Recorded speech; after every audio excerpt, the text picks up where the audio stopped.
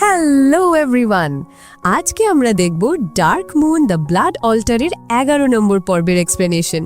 তাহলে আর দেরি কেন, চলো শুরু করা যাক আজকের এক্সপ্লেনেশন। আর হ্যাঁ, ভিডিওটি লাইক এবং চ্যানেলটি সাবস্ক্রাইব করতে একদম ভুলো না কিন্তু। এপিসোডের শুরুতেই আমরা খান আর তার বন্ধুদের একটা পুরনো বাড়ির সিঁড়ির সামনে দাঁড়িয়ে থাকতে দেখি। পরিবেশটা বেশ থমথমে। হঠাৎ তারা দেখে যে সিঁড়ি দিয়ে কেউ একজন নিচে নেমে আসছে। খান কিছুটা অবাক হয়ে বলে, তাহলে ওটা তুমিই ছিলে?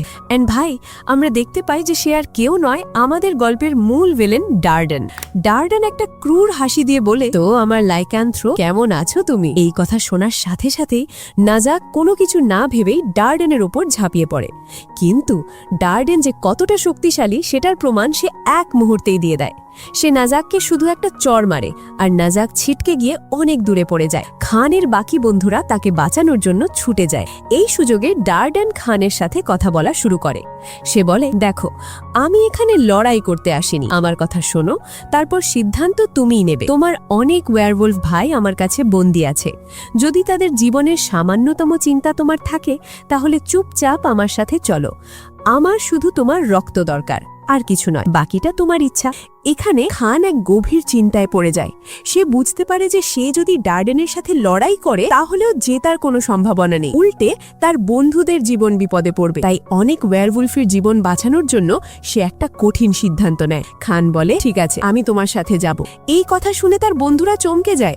তারা বুঝতে পারছিল না যে খান কেন এমন সিদ্ধান্ত নিল। কিন্তু খান তার বন্ধু এনজিকে বলে, এনজি, তুমি নাজাকের খেয়াল রেখো, আমি সব সামলে নেব।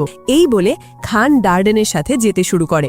ডার্ডেন একটা পোর্টাল খোলে আর যাওয়ার আগে একটা রহস্যময় কথা বলে, জানো, ওখানে এমন একজন আছে যাকে তুমি দেখতে চাইবে। অ্যান্ড গেস হোয়াট, এখানে ডার্ডেন আসলে সুহার কথা বলছিল, যা খানের জন্য ছিল এক বড় ধাক্কা। এরপর সিন শিফট হয় আর আমরা হেলি আর তার বন্ধুদের দেখি।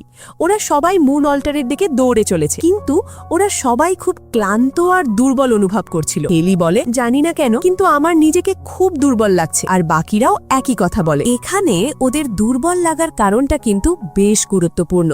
ওদের মনে হতে থাকে যে সুহার শক্তি হয়তো তাদের থেকে দূরে চলে যাচ্ছে, যার মানে সুহা হয়তো কোনো বড় বিপদে পড়েছে। তাদের ভয় সত্যি হতে পারে ভেবে তারা আরো দ্রুত এগোনোর সিদ্ধান্ত নেয়। তারা ঠিক করে যেভাবেই হোক সন্ধে হওয়ার আগেই তাদের মুন অল্টারে পৌঁছতেই হবে, কারণ সুহার জীবন এখন তাদের হাতে। ঠিক তখনই তারা কারো আসার শব্দ পায়। ঘুরে তাকিয়ে তারা দেখে সামনে খানের বাকি বন্ধুরা দাঁড়িয়ে আছে। দুই দল একে অপরকে দেখে অবাক হয়ে যায়।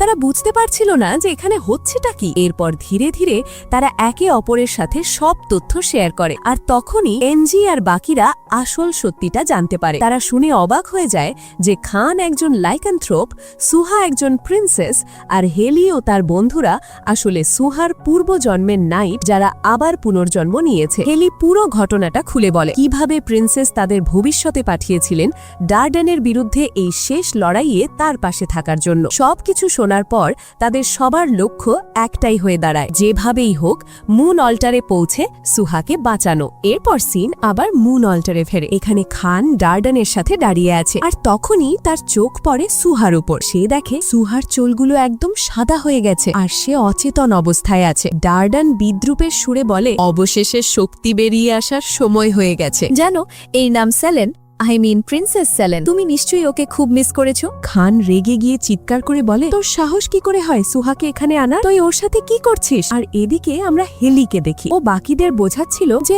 আসলে ডার্ডেন প্রিন্সেসকে এই জন্যই ধরেছে কারণ ওর কাছে শক্তি আছে। আর তোমাদের যদি মনে থাকে তাহলে তোমরাও তো প্রিন্সেসকে রক্ষা করতে চেয়েছিলে, মানে সুহাকে রক্ষা করতে চেয়েছিলে, এটা না জেনেই যে কেন এমনটা হচ্ছে। ওরা বলে, হ্যাঁ, একথা তো তুমি ঠিকই বলেছ। যখনই সুহা আমাদের আশেপাশে থাকতো আমরা সবাই ওকে রক্ষা করতে চাইতাম। আর এখানে হেলি ওদের পুরো গল্পটা শোনায়, মানে অতীতের সব কথা, কিভাবে ওরা এখানে এলো, মানে এখনো পর্যন্ত যা যা চলছে সেটা কিভাবে চলছে, আর এই সব কিছুর পেছনে কার হাত আছে। এরপর সিন শিফট হয় আর আমরা এখানে খানকে দেখি। ও লিটারালি সোহার পাশে দাঁড়িয়েছিল আর ওখানে ডার্ডেনও ছিল। ডার্ডেন বলে, এবার তাড়াতাড়ি করো আর তোমার রক্ত আমাকে দাও, না হলে আমি সোহার সাথে এমন কিছু করব যা তুমি ভাবতেও পারবে না। এখানে খান কিছুই বুঝতে পারে না আর ছেলেটা বাধ্য হয়ে হাতটা এগিয়ে দেয়। তখন আমাদের ডার্ডেন ওর হাতটা কাটে আর ওর রক্ত সংগ্রহ করে পান করে নেয়। রক্তটা পান করার সাথে সাথে ওর শরীরে আমরা কিছু অদ্ভুত পরিবর্তন দেখতে পাই। মানে তোমরা এমনটা ভাবতে পারো যে লোকটা একটু পাওয়ার আপ করে নেয়, মানে ওর শক্তি কিছুটা বেড়ে যায়। এরপরে খান যখন সোহার কাছে যাওয়ার চেষ্টা করে, ডার্ডেন তাকে আটকায় আর প্রচন্ড মারতে শুরু করে। সে লিটারালি খানকে লাথি মেরে দূরে ফেলে দেয় আর বলে, তুইও তাদের মধ্যে একজন যারা সোহাকে পছন্দ করে, তাই না? খান যন্ত্রণায় মাটিতে লুটিয়ে পড়ে। অ্যান্ড সাডেনলি ওর রিয়েলাইজ হয়, ইস, আমি যদি আরেকটু শক্তিশালী হতাম তাহলে হয়তো সুহাকে বাঁচাতে পারতাম। আমি একজন লাইক্যান্থ্রোপ হয়েও এতটা দুর্বল কেন? কি লাভ আমার এই ঘুমন্ত শক্তি যা আমি ব্যবহারই করতে পারি না? এই ভেবে সে প্রায় কেঁদে ফেলে। আর হঠাৎই সে একটা অদ্ভুত কণ্ঠ শুনতে পায় যা তার খুব চেনা মনে হয়। তার চোখের সামনে আবির্ভূত হয় ভার্গ, দ্য গড অফ ওয়্যারওলফ। সে খানের লকেট থেকে বেরিয়ে আসে। ভার্গ বলে, খান, তোমার শিরায় আমার রক্ত বইছে, ওয়্যারওলফ গডের রক্ত। তোমাকেই তোমার বন্ধুদের আর সুহাকে বাঁচাতে হবে। খান দুর্বলভাবে বলে, কিন্তু কিভাবে? আমি তো খুব দুর্বল। ভার্গ তাকে সাহস জুগিয়ে বলে, যাই হোক না কেন, এই কাজটা তোমাকেই করতে হবে, তুমি একমাত্র যে এটা করতে পারো। এই বলে ভার্গ অদৃশ্য হয়ে যায়। এই কথাগুলো খানের মনে আগুন জ্বালিয়ে দেয়। সে রাগে ডার্ডানের দিকে তাকায়, তারপর তার বন্দী ভাইদের দিকে তাকায়, আর হঠাৎই তার চোখগুলো অদ্ভুত আলোয় জ্বলে ওঠে। অ্যান্ড ভাই, এই প্রথমবার খান তার আসল ওয়্যারউলফ রূপে ট্রান্সফর্ম হয়। সে এক ধাক্কায় গেট ভেঙে বাইরে বেরিয়ে আসে। বাকি বন্দী নেকড়েরা তাকে দেখে চিৎকার করে ওঠে, এই তো সেই লাইক্যান্থ্রোপ যে আমাদের বাঁচাবে। খান এরপর এক এক করে সব গেট ভেঙে তার সব ওয়্যারউলফ ভাইদের মুক্ত করে দেয়। ঠিক সেই সময় আকাশে পূর্ণিমা চাঁদ উঠে যায়। খান বেরিয়েই ডার্ডেনের উপর হামলা করে আর চিৎকার করে বলে, তুই আমাকে সুহার থেকে দূরে থাকতে বলেছিলি, তাই না? এখন আমি তোকে সেই কথাই বলছি। সে ডার্ডেনের একটা কাঁধ জখম করে দেয়, কিন্তু ডার্ডেনও পাল্টা আক্রমণ করে আর খানকে দূরে ছিটকে ফেলে। অন্যদিকে হেলি আর তার বন্ধুরা দৌড়ে আসছিল। তারা দূর থেকে আসা একটা আলোর ঝলকানি দেখতে পায় যা সুহার শরীর থেকে বেরোচ্ছিল। তারা বুঝতে পারে যে তাদের তাড়াতাড়ি ওখানে পৌঁছতে হবে। তারা যখন মুন অল্টারের কাছাকাছি পৌঁছায় তখন তাদের সাথে দেখা হয় খানের মুক্ত হওয়া ওয়্যারউলফ বন্ধুদের সাথে। তারা হেলিদের জানায় যে খান একাই ডার্ডেনের সাথে লড়ছে। এই কথা শুনে তারা আরো দ্রুত দৌড়াতে শুরু করে। অন্যদিকে মুন অল্টারে পূর্ণিমার চাঁদের আলোয় সুহার শরীর থেকে শক্তি বেরিয়ে আসতে শুরু করেছে। ডার্ডেন খুশি হয়ে বলে, তাহলে ফাইনালি সিলটা ভেঙে গেছে। যেই শক্তি আমার দরকার ছিল তা এখন আমার হবে। ঠিক তখনই আমাদের খান আবার উঠে দাঁড়িয়ে ডার্ডেনের উপর হামলা করে এবং এবার তার অন্য কাজটাও জখম করে দেয়। কিন্তু ডার্ডেন আবার রেগে গিয়ে বলে, অনেক হয়েছে, এবার তোকে মরতেই হবে। সে তার ধারালো নখ দিয়ে খানকে যেই মারতে যায়, অ্যান্ড গেস হোয়াট, ঠিক তখনই এন্ট্রি হয় আমাদের হেলি, তাও আবার তলোয়ারের সাথে। সে তার তলোয়ার দিয়ে ডার্ডেনকে আটকায়।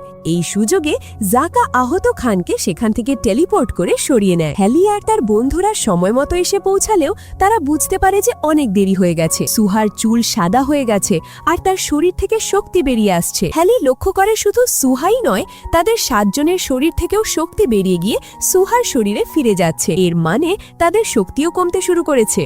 এমনকি হেলির টেলিপ্যাথিও কাজ করা বন্ধ করে দেয়। হঠাৎ করে অনেক ভ্যাম্পায়ার তাদের উপর হামলা করে, কিন্তু খানের ওয়্যারউলফ বন্ধুরা তাদের রুখে দাঁড়ায়। এই হট্টগোলের মধ্যে ডার্ডেন সুহাকে ধরে ফেলে আর তার শক্তি পুরোপুরি নেবার প্রস্তুতি নিতে থাকে। হেলি তাকে আটকানোর চেষ্টা করে বলে, ডার্ডেন, ব্যাস অনেক হয়েছে। ডার্ডেন বলে, তুই বুঝতে পারছিস না নাকি? তুই আমার সামনে টিকতেই পারবি না, কিন্তু তারপরেও যদি তুই আমার সামনে আসতে চাস তাহলে এই চেষ্টা করে দেখতে পারিস। আর এখানে আমাদের হেলি ডার্ডেনের ওপর অ্যাটাক তো করে, কিন্তু শক্তি কমে যাওয়ায় ডার্ডেন তাকে খুব সহজেই হারিয়ে দেয়। এপিসোডের শেষে আমরা দেখি হেলির বন্ধুরা সবাই আহত হয়ে মাটিতে পড়ে আছে।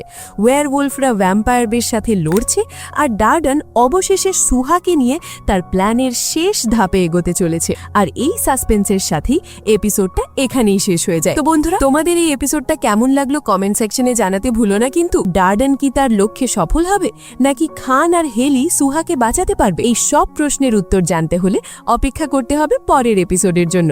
ততক্ষণ পর্যন্ত take care and good by.